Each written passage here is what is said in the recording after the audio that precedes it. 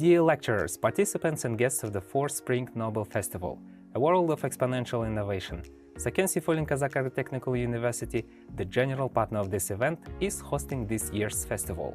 For 65 years of its activity, KATU has trained more than 70,000 specialists, successfully working in all major sectors of the agrotechnical sphere. Among the ranks of our graduates are deputies of the Parliament of the Republic of Kazakhstan, heads of leading enterprises, nationally known public figures, and athletes. Today, our university is one of the leaders of the national higher education on the national rating of the demand for higher education institutions of Kazakhstan, from the IAAR on the quality of educational programs. And also, KATU is the base university for digitalization of agricultural production in Kazakhstan. Our partners include more than 160 world-renowned leading research universities and research centers. Among them are the University of California at Davis, which is the second highest institution in the world of the agricultural industry, Agro-Paritech University in Europe, and many others. Today, KATU has started a dual diploma education in 3 specialties jointly with the University of Milan in Italy, which gives our graduates the opportunity to receive diplomas from 2 countries. Our university offers the opportunity to study at bachelor's, master's, and doctorates. Currently, the number of students exceeds 12,000, of whom 70% are studying under the state grants. There is a full opportunity to study in the military department. All necessary conditions are created for them to be qualified specialists. The university aims for a seamless experience in any format of education. For students, there is a printing office and a library equipped with an electronic system that has more than 1.5 million book collections. As Kazakhstan's leading university in the agricultural sector, we are speakers at the session of the Spring Festival represented by the chairman of the board of KATU, PhD in economics, Kairat Kaparovich Aytuganov.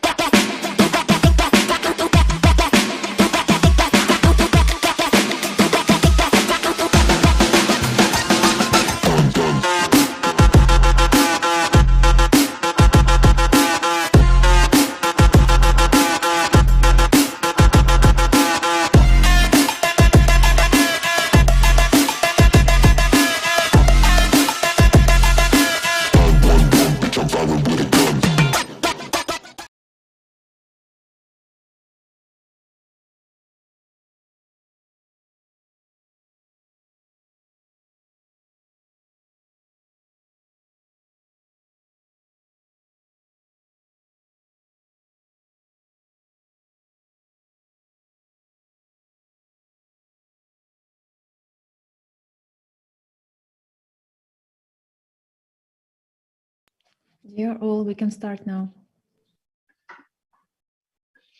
Good day, dear Mr. Takaaki, Kajita, and participants of today's Zoom session. I am Ibatayev Zarkan Abkenovich. I work as head of Department Physics and Chemistry at the Kazakh Agritechnical University.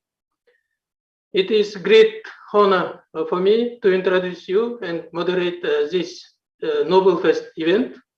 Our today's lecturer is Nobel Prize laureate, Dr. Takaaki Kajita-san.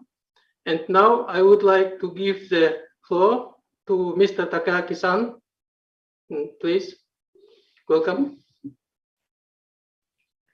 Thank you. Thank you very much for the invitation. It's really great to speak to you today. Can I start sharing my slide? Okay. Recording in progress.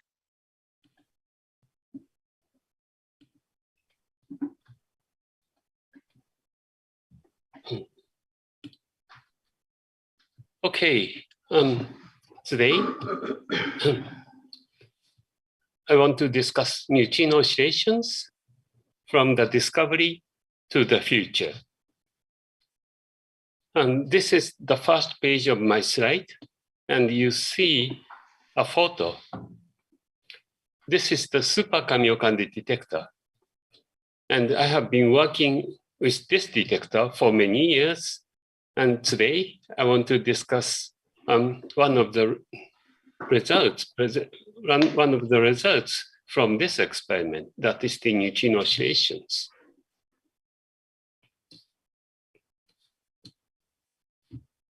Oh, excuse me.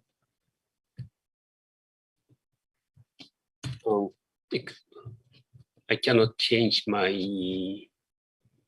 page. Excuse me. Sorry. Maybe you can use a keyboard to switch well, next. no, I think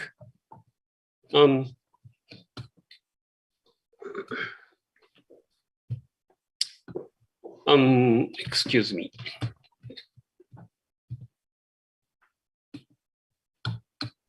Let me try again.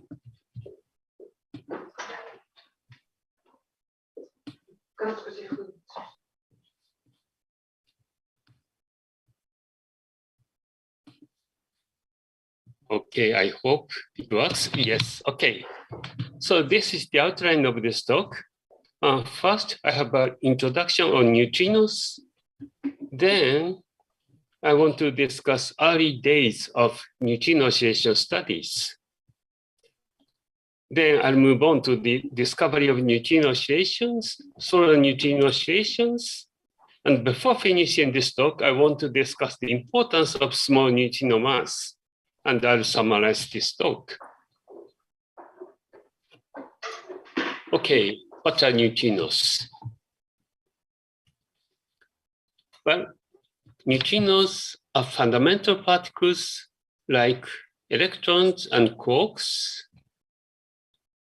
And neutrinos are something like electrons without electric charge.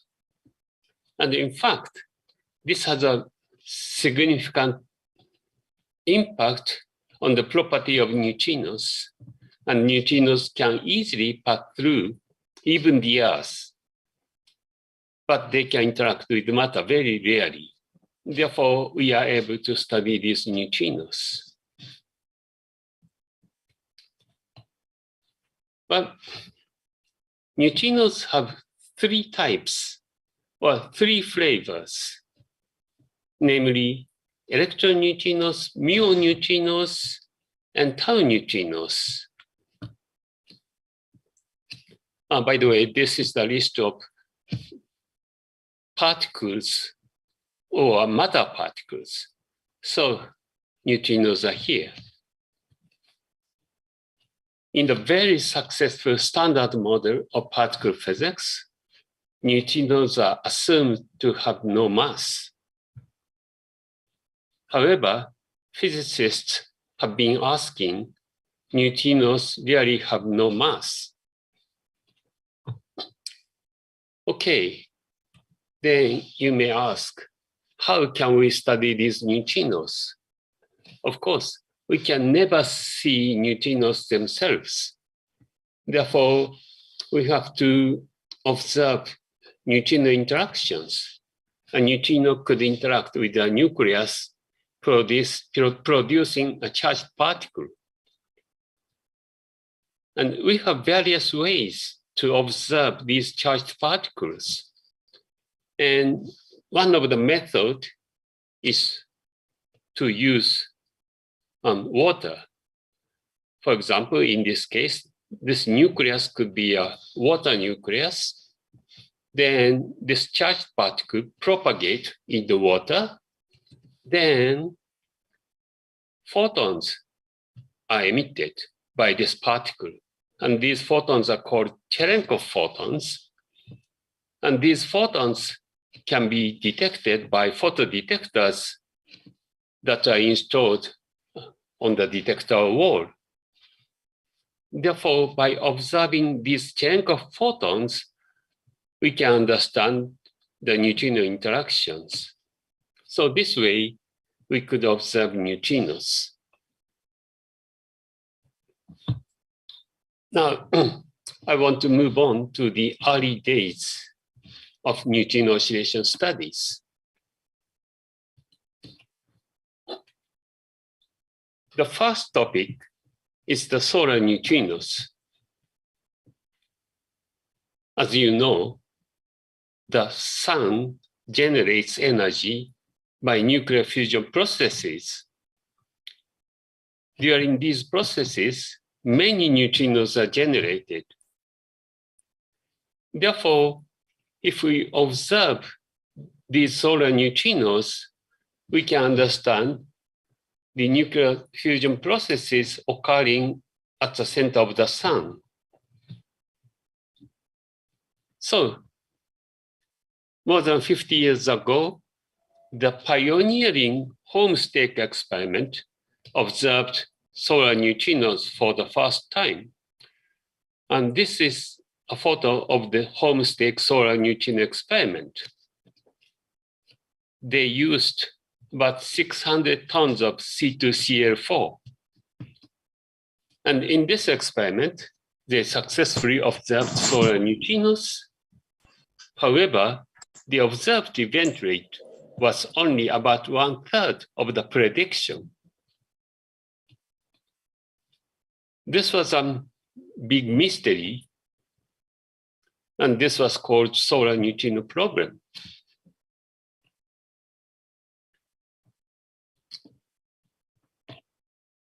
Then,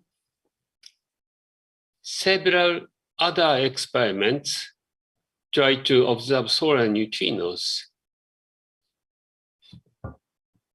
And here, I simply summarize the results from solar neutrino experiments in the 1980s and 90s. And this is the Homestake result. In addition, by the way, sorry. And the horizontal axis is the energy threshold for each detector. So the Homestake experiment is here. In addition to the Homestake experiment, there were experiments trying to observe solar neutrinos using gallium. The results from the gallium experiments are here. In addition, another experiments called Kamiokan and Supercamiocan. The results are shown here.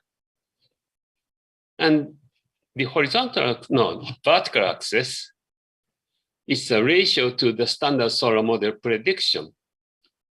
So if the observed data are consistent with the standard solar model prediction, the data points should be consistent with the unity. However, all these experiments observed significant deficit compared with the theoretical prediction. So solar neutrino experiments in the 80s and 90s confirmed the deficit of solar neutrinos. However, these experiments were unable to tell us why there was a deficit. Now, I'd like to change the topic. That is the proton decay. In the 1970s, grand unified theories of elementary particles predicted that protons should decay with a lifetime of about 10 to 30 years. But in fact, in my opinion, grand unified theories were very attractive theories. They predicted that three forces should be unified at very high energy scale. And as a consequence, they predicted proton decays. Therefore, if we observe proton decays, that the meaning of the result is very profound. The observation of proton decays essentially confirms the unification of forces. Therefore, several proton decay experiments began in the early 80s. And here I listed the proton decay experiments in the early 80s. KGF in India, NuSex in France, and Europe, IMB in United States, Kamiokan in Japan, produced in Europe. So these experiments wanted to observe proton decays. Well, proton decays are the signal they wanted to observe. However, in every experiment, there should be backgrounds. And the most serious backgrounds to the proton decay experiments are the neutrino interactions. And these neutrinos are actually created by cosmic ray interactions in the atmosphere, where cosmic rays are high energy particles created somewhere in the universe, and some of them come to the Earth and come to the atmosphere. And once they come to the atmosphere, they interact with air nucleus, typically producing pions. But pions are unstable. They decay to muons, but muons are also unstable. They decay to electrons. And during this decay chain, neutrinos are created. And these neutrinos, most of them, simply pass through even the Earth. But some of them interact in the proton decay detector. And these are the most serious background to the proton decay searches. So proton decay experiments in the 80s observed many atmospheric neutrino events. Because atmospheric neutrinos are the most serious background to the proton decay searches, it was necessary to understand the atmospheric neutrino interactions. And during these studies, a significant deficit of the atmospheric neutrino events, muon neutrino events, was observed. Here, I summarize the results from Kamiokan and IMB experiments. They observed a deficit of muon neutrinos relative to the electron neutrino events. And therefore, here in this plot, I plotted the mu over E ratio of the data normalized by the same ratio of the prediction. And of course, if there is no deficit in muon neutrinos, the data point should be consistent with unity. However, these experiments observed significant deficit of muon neutrinos. Therefore, the data points were much lower than unity. So this was another mystery. Unfortunately, Kamiokan and IMB experiments were unable to find out the reason for the deficit.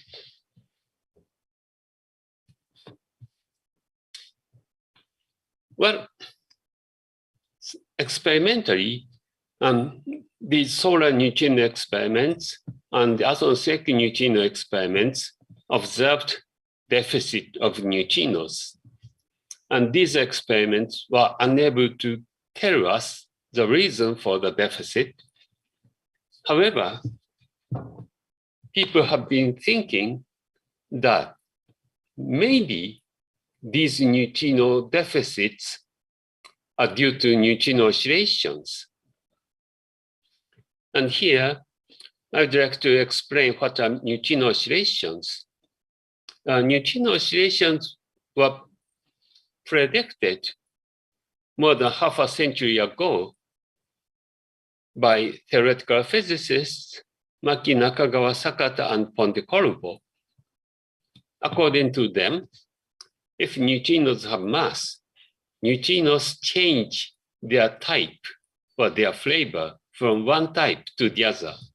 For example, let's assume that a mu neutrino is created here and begin to propagate to the right. Then at some point, the probability that mu neutrino to remain mu neutrino goes down. But if they propagate further, this probability come back to unity. But if they propagate further, the probability goes down, come back to unity, and so on. And when the probability goes down, then tau neutrinos are appearing. So this is neutrino oscillations. And if this is occurring, you can easily explain the deficit of mu neutrinos in atmospheric neutrino experiments. So neutrino oscillation was considered as one of the possibilities to explain the deficit.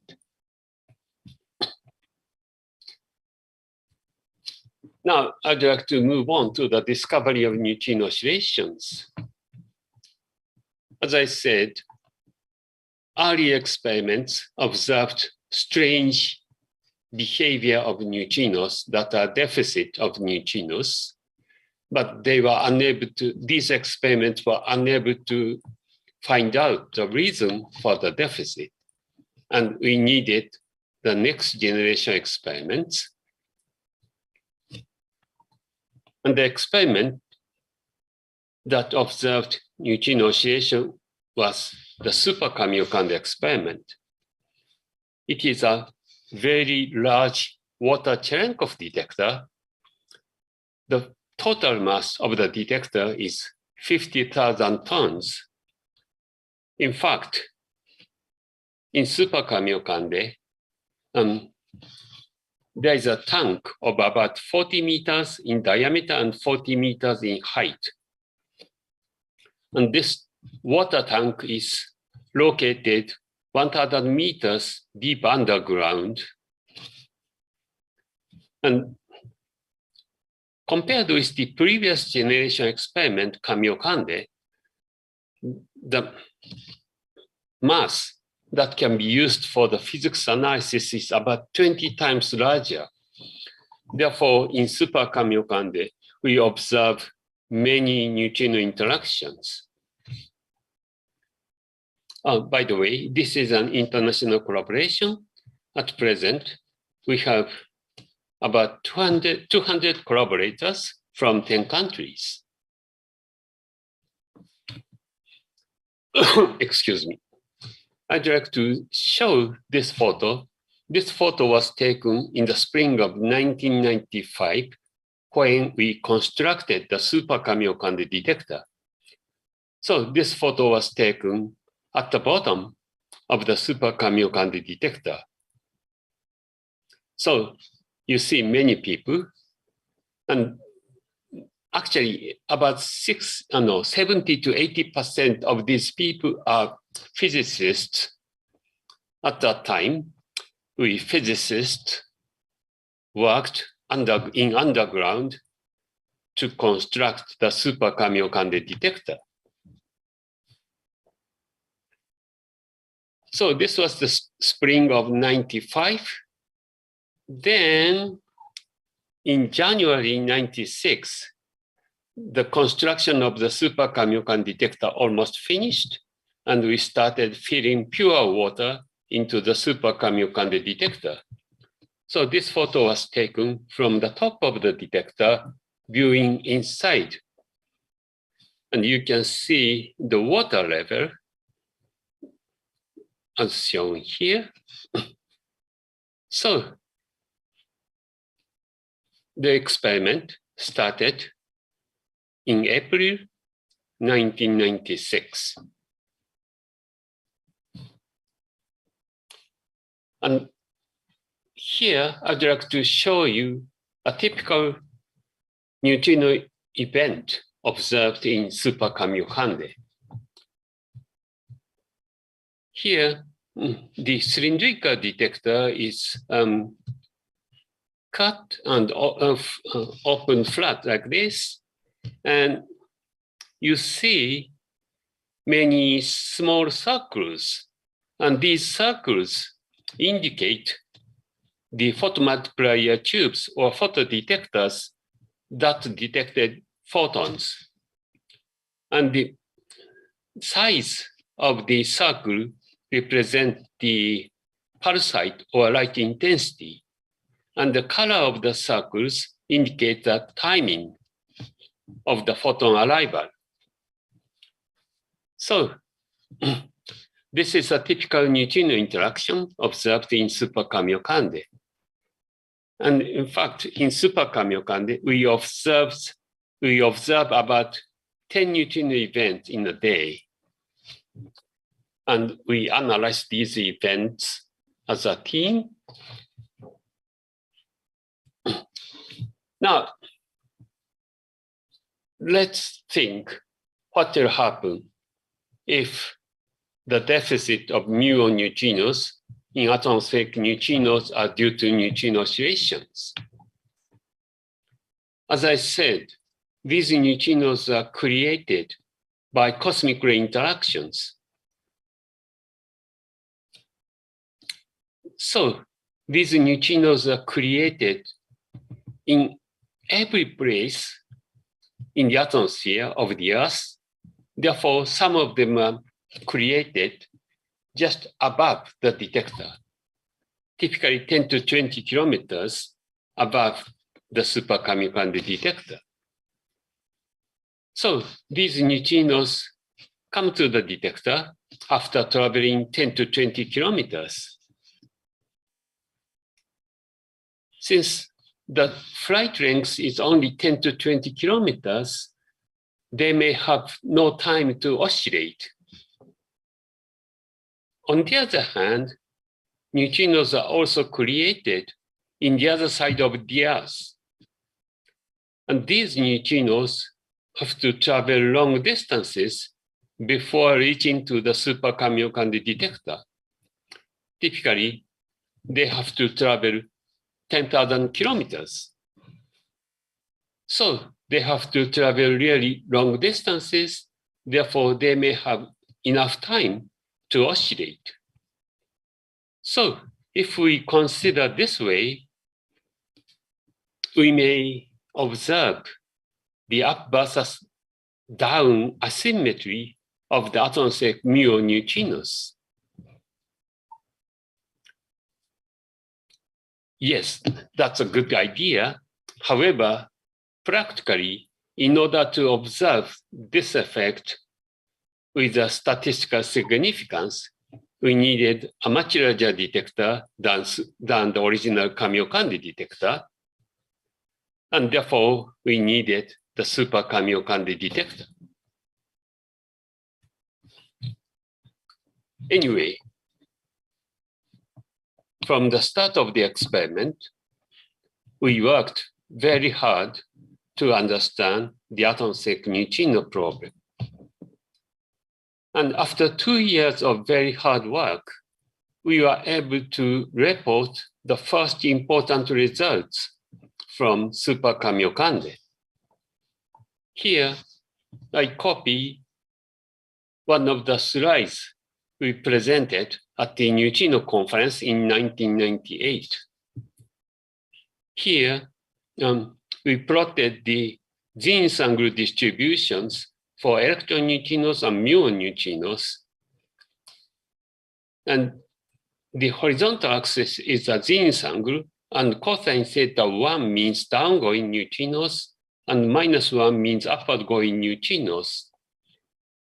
And these black circles with error bars show the data, and these hatched histograms show the theoretical prediction.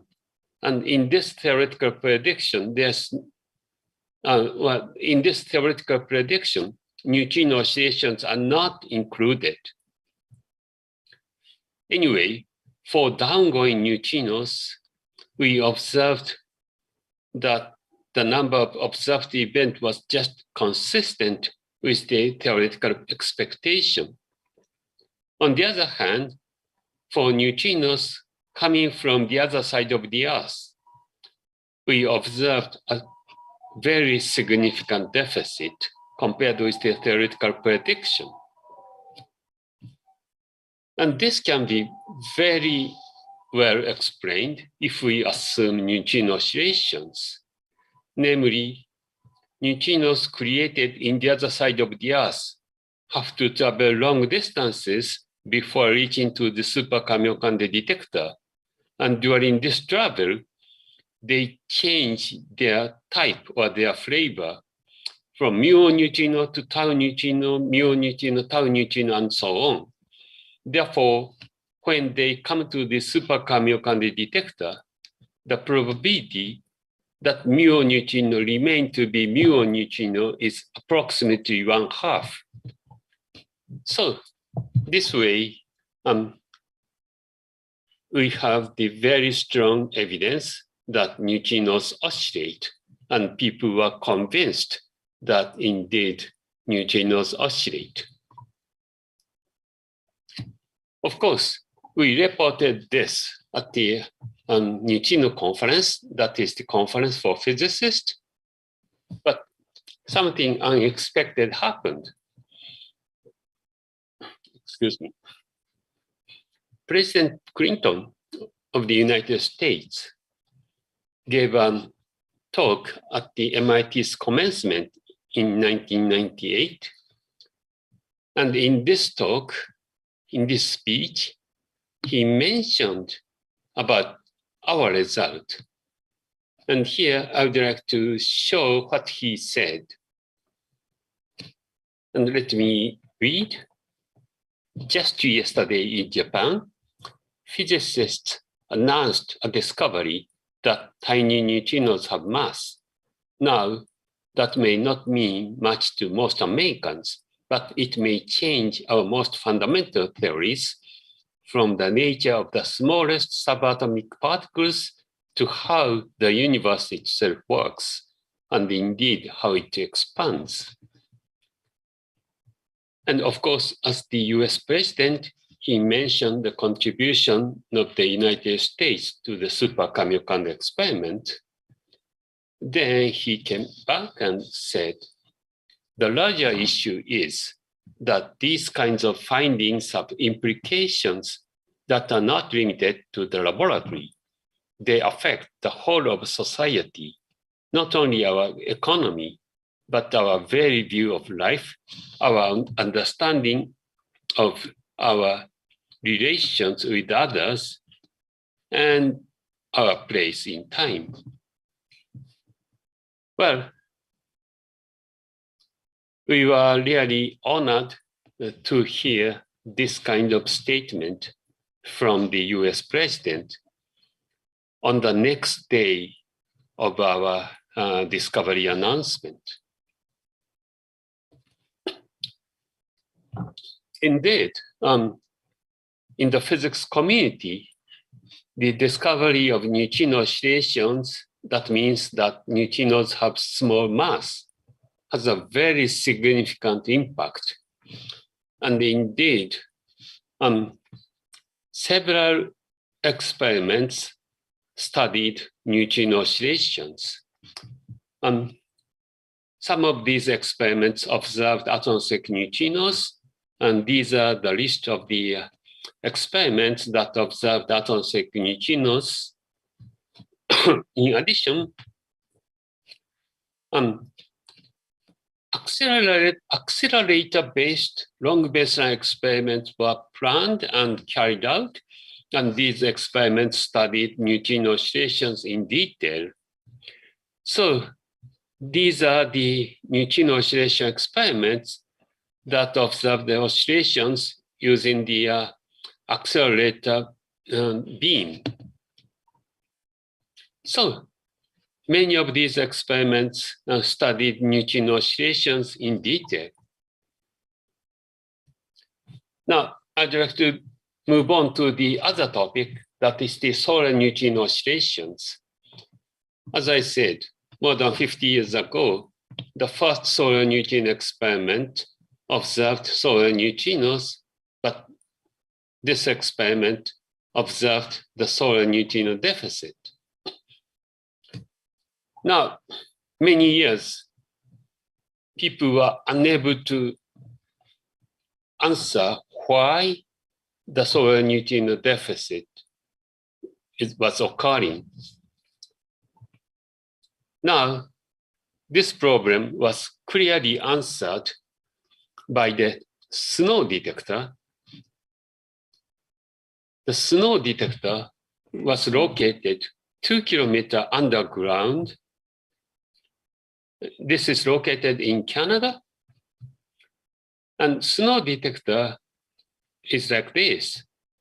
And they have a very large container for the 1,000 tons of heavy water. This 1,000 tons of heavy waters are contained here. And in fact, by using heavy water as a target of the solar neutrinos, they were able to observe the electron neutrino flux and the total neutrino flux separately. And if they observe the electron neutrino flux, the observed flux was this much. However, if they observe the total neutrino flux, independent of the neutrino type, then the observed flux was this high. So there was about a factor of 3 difference between the electron neutrino flux and total neutrino flux. Excuse me. And the sun can only generate electron neutrinos. Therefore, this blue part, which should be mu plus nu tau, should be generated by neutrino oscillations.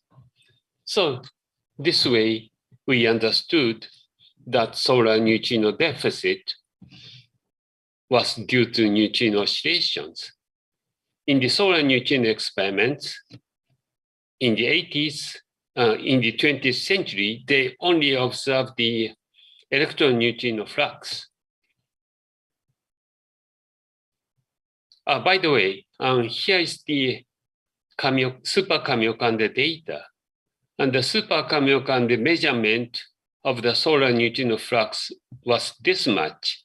And well, today I cannot go into detail, but this flux was just consistent with the snow measurement. So we are convinced that solar neutrinos oscillate, namely electron neutrinos created in the center of the sun are changed to some other neutrino types. And by the way, the key person of this snow experiment was Art McDonald, and he received Nobel Prize in Physics in 2015. Well, okay, maybe I should skip this part, this slide. Now I'd like to move on to the importance of small neutrino mass. Well, so far I discussed the neutrino oscillations. Through these observations, we found that neutrinos have mass. But you may wonder why we are so excited with the discovery of neutrino mass. Well, of course, we know that quarks have mass. Quarks are the particles that are the quarks are the matter particles that produces, for example, protons and neutrons. In addition, charged leptons, electrons, muons, tau particles have also mass. Therefore, you may wonder why we are so excited with the neutrino mass. Well, yes, we are excited. And let me tell you why we are excited.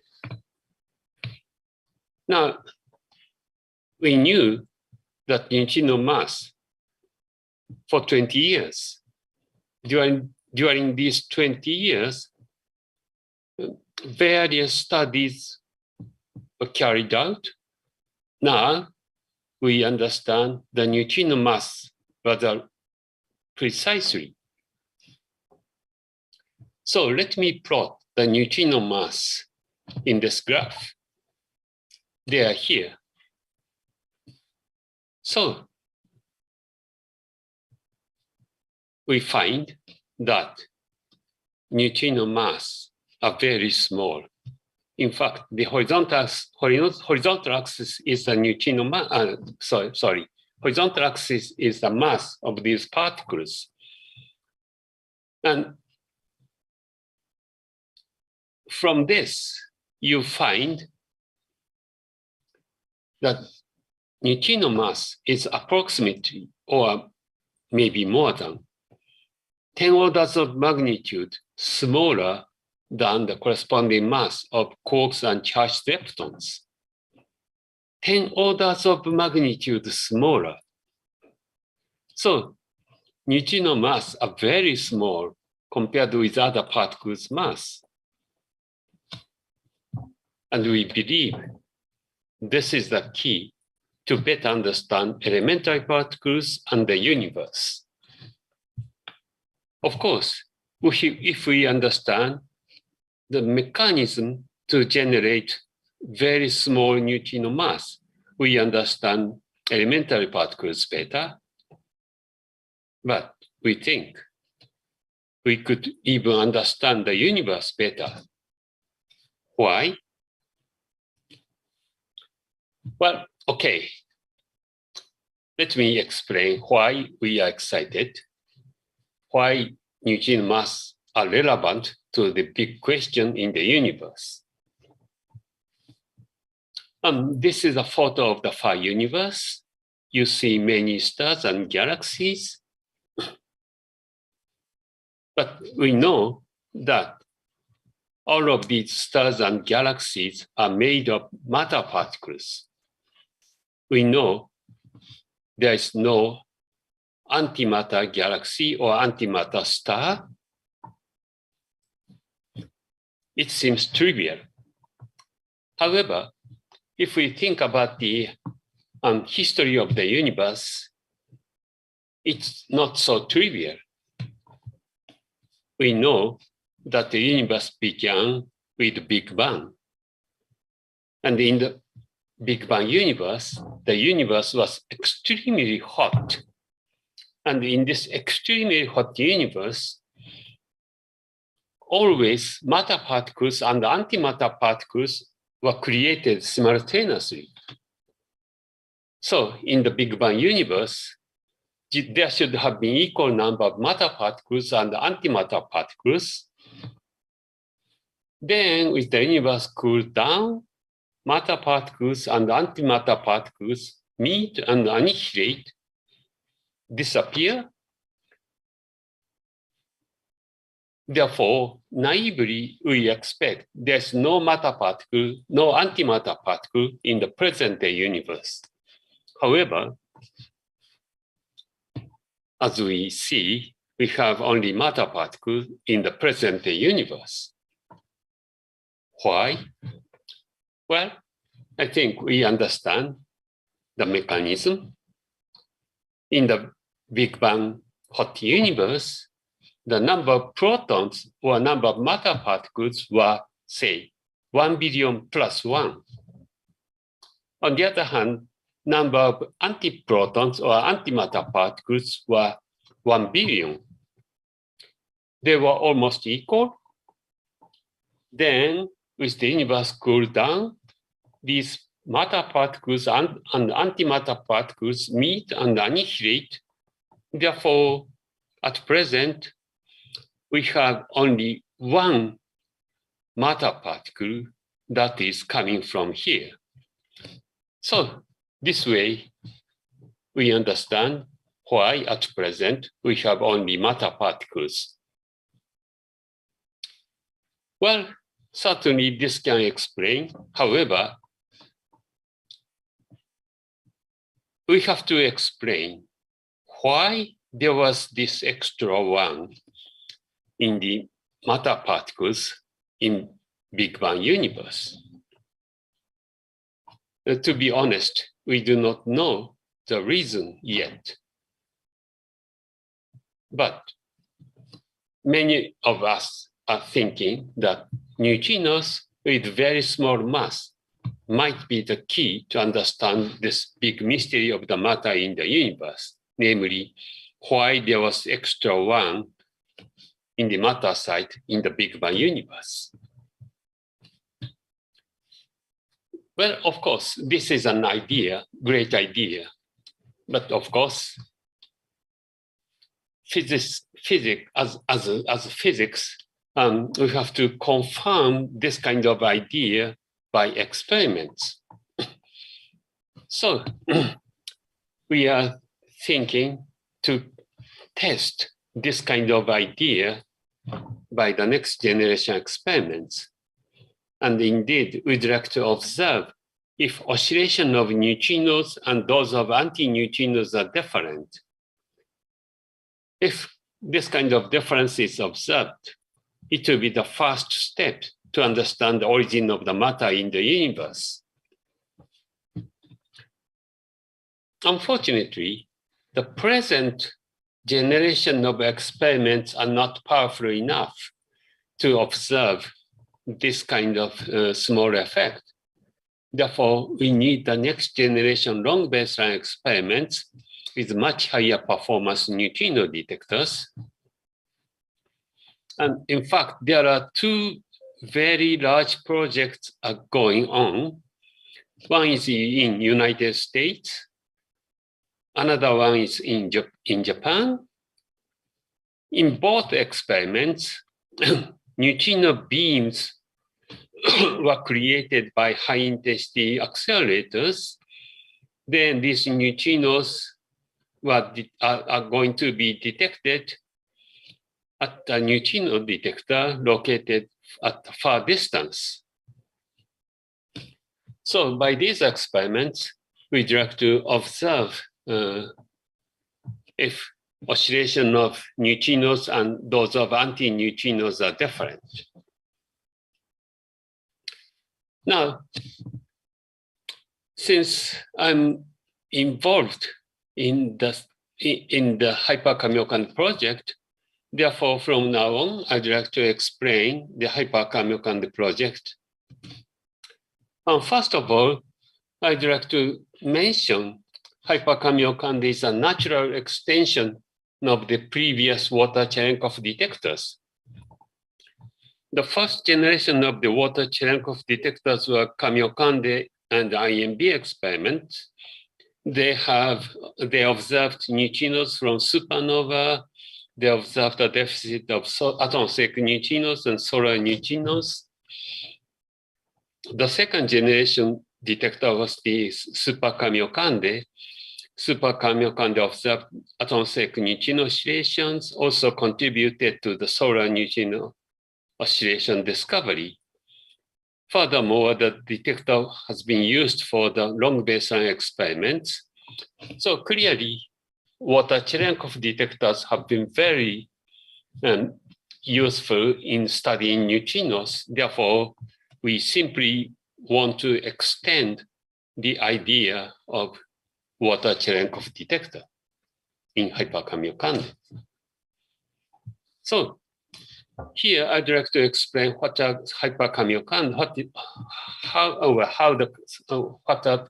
is Hypercamiocan. Hypercamiocan is going to be a very large water-Cherenkov detector located in deep underground. It will be about 70 meters in diameter and 70 meters in height. And the fiducial mass that can be used for the physics analysis will be about 8 times larger than the present Supercamiocan. And because of this very large mass, we expect many important research topics in neutrino physics and astrophysics. And this project was approved about 2 years ago. and the construction started in 2020, and the experiment will start in 2027. And here I'd like to show you a photo. This is a photo of the underground tunnel. Well, in fact, the excavation of the 1.9 kilometer long access tunnel to Hypercamiocan was completed in February 2022. So this is the access tunnel to Hypercamiocan. From now on, a very large underground cavern excavation will start. Also, I want to mention Hypercamiocan is a very large international collaboration. We have about 500 members from 20 countries. Okay, let me summarize. Neutrinos are very interesting particles. Neutrino oscillations and therefore small neutrino mass were discovered by Supercamiocan in 1998. Small neutrino mass is very important for better understanding of elementary particles, and small neutrino mass might also be the key to understand the fundamental question of the universe. So we think neutrinos will continue to be very interesting. We are looking forward to hearing exciting news on neutrinos from the next generation experiments, including Hypercamiocan. Okay, that's all from me. Thank you. Thank you very much, Mr. Takaaki Kajita-san, for your useful and interesting lecture. If someone has a question, you can ask now directly.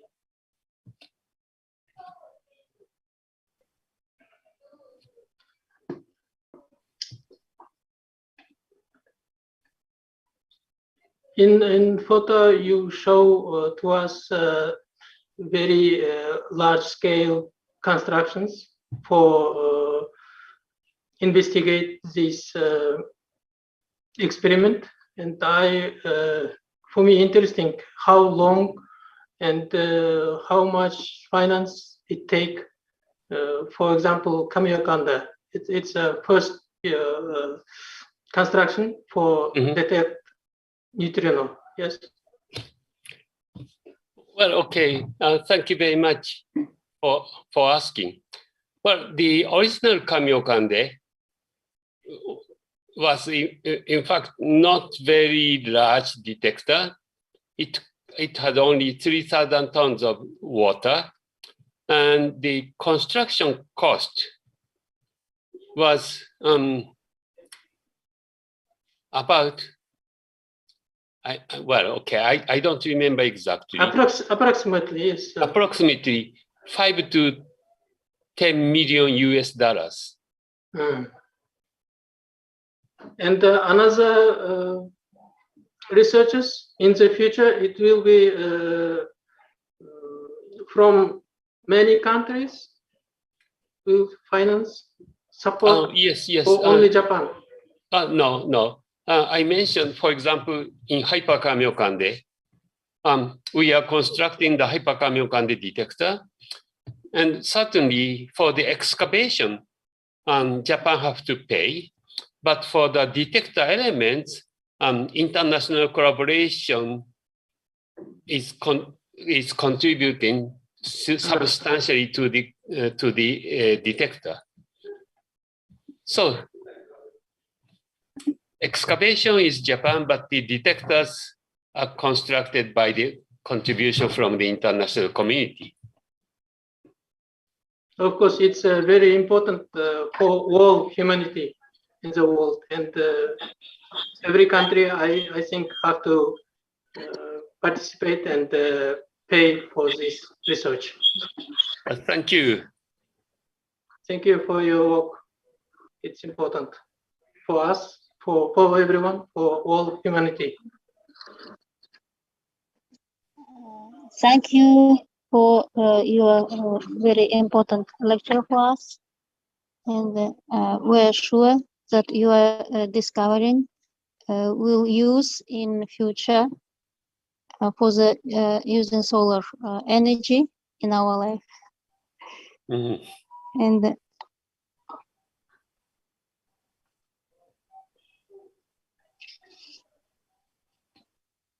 And I'm interested. You told that you define the mass of the neutrino, and how methods did you use for defining the mass of the neutrino, independent from the kind of muons or muons or neutrinos? Excuse me. How method did you use for defining a mass of neutrino? I see. Thank you. Detector. Well, thank you very much for asking. The question is how we measure the mass of, say, heaviest neutrinos, second heaviest neutrinos, and so on. Well, it's not easy. Well, neutrino oscillations can tell us the neutrino mass difference. If the neutrino mass difference is small, then the oscillation length is getting longer. So therefore, by observing the oscillation length, you can get the neutrino mass difference. Then you need another input telling us the neutrino mass scale, absolute neutrino mass scale. And at present, for example, precise cosmology tells us the upper limit on the sum of the neutrino mass.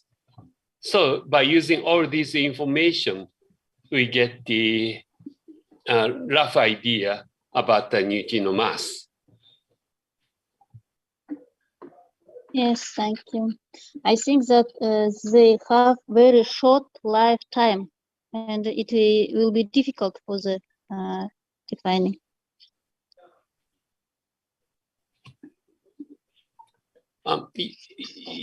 You mean neutrinos have short lifetime? Yeah. As No. every particles.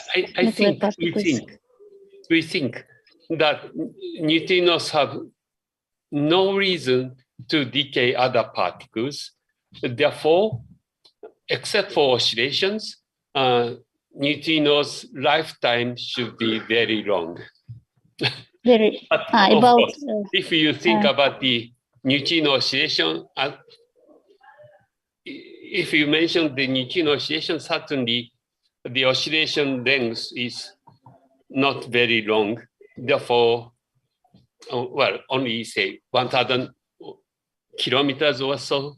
So in that sense, the oscillation time is very short. Changing time. Yes? Yeah, oscillation time. Excuse me. Thank you very much. And one question from me: how you think maybe in the future we can use this research for generate new type of energy, like solar energy or another like nuclear energy? Maybe for this knowledge we can find for future perpetuum mobile or not? Well, okay. Thank you for this question. To be honest, I'm not optimistic. First of all, neutrinos are too difficult to observe, therefore too difficult to use neutrinos practically. Therefore, I'm rather pessimistic to use neutrinos or neutrino mass to the energy generation.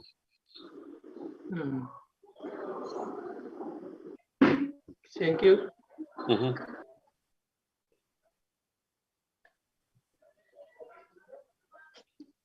If there are no questions, we can finish today's Zoom session.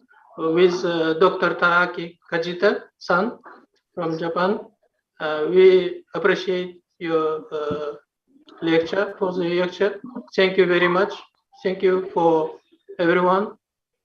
I wish you all the best. Thank you. Thank you very much. Bye-bye. Bye-bye. Bye.